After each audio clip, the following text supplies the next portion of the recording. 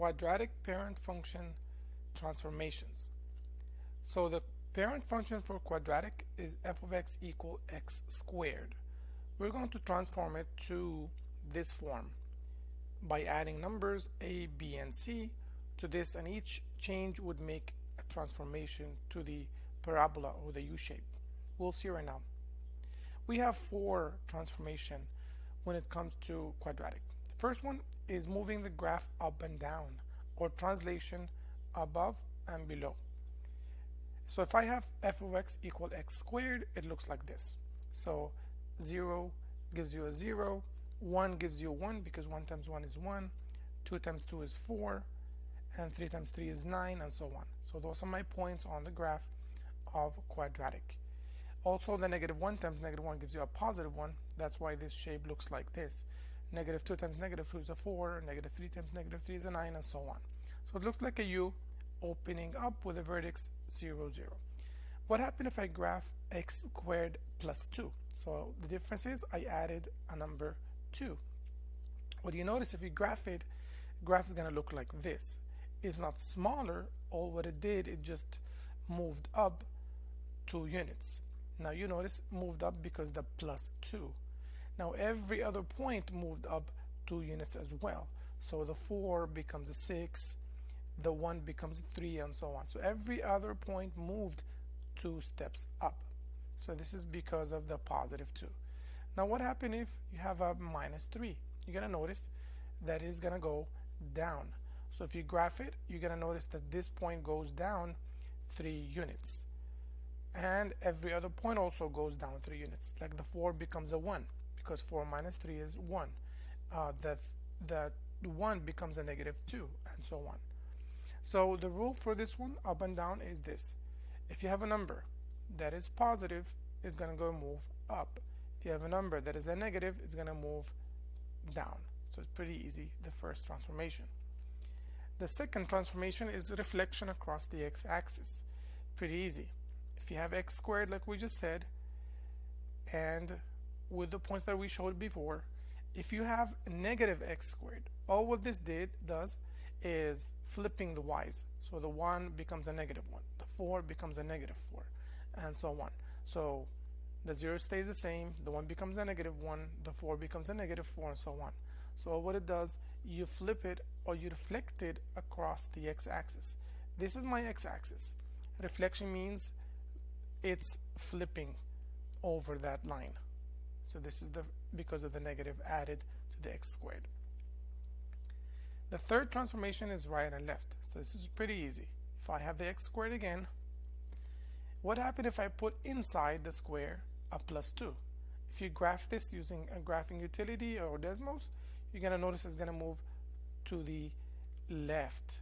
So move to the left 2 units. So if you have a +2 inside the square, it moves left 2. Now every other point moves also left 2. What happened if I put -2?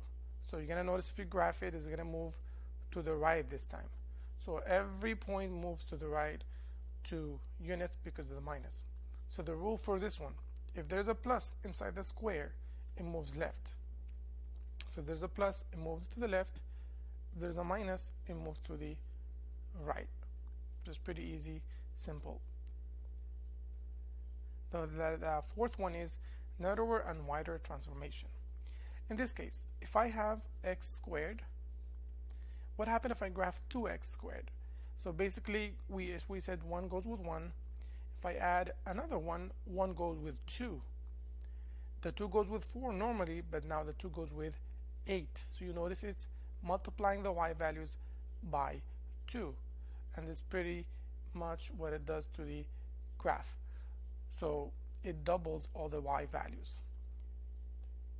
So this is vertical stretch. What happens to the graph? It gets thinner or narrower because you're vertically stretching the graph. Now what happens if you added a smaller number than 1, 1/2? So what it does, it gets wider. So the y value gets reduced this time. So from 4 becomes a 2 because that's a half of 4. So, and the 9 becomes half, that is a 4.5 right here. So what it does is graph wider, so it's closer to the x-axis. So the rule for this transformation, if a number in front of the x squared got changed from 1 to a number bigger than 1, let's say 2 for the first example, the graph gets narrower. It could be 2, 3, 4, any number bigger than 1, it is narrower. If the number switched from a to a smaller than 1, it gets wider. And the reason it gets wider because the y values get switched horizontally. So this is pretty much it for transformation. Now, example. What kind of transformation happened from graphing x squared to -3 parentheses x plus 4 squared minus 2?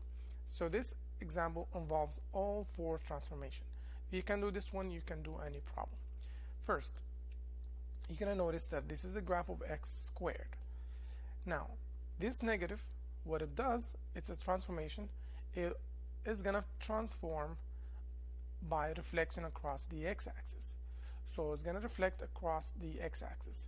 So instead of facing up, it's going to face down. So this is only the negative part. Now, the 3. The 3 is the number in front of the x squared. This 3 is bigger than 1, so what it does, like we said earlier, is going to get narrower.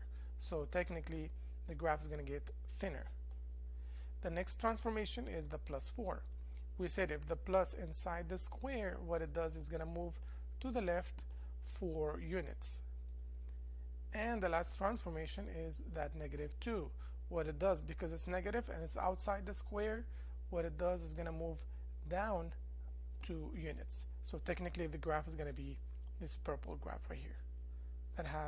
It got thinner, like you notice, it got flipped or reflected, and it moved 4 left and 2 down. Hopefully that helps. Thank you for watching.